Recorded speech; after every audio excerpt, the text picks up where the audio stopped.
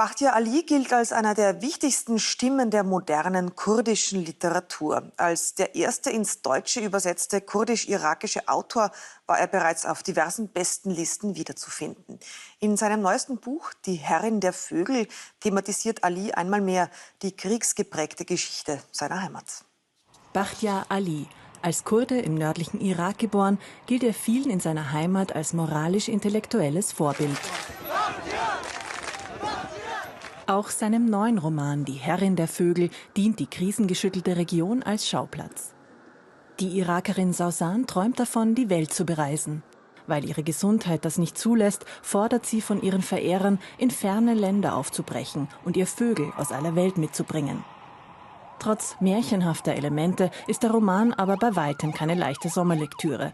Der Golfkrieg holt die Charaktere immer wieder ein. Die Geschichten, die jetzt aus dem Orient hier kommen, haben nichts mehr mit 1001 Nacht zu tun. Die sind Geschichten, sind traurige Geschichten, die sind surrealistische Geschichten, die sind sogar sehr blutige Geschichten. Bahtia Ali verknüpft in »Die Herrin der Vögel« seine gewohnt fesselnde Art zu erzählen mit der ungeschönten Darstellung eines vom Krieg zerrissenen Landes.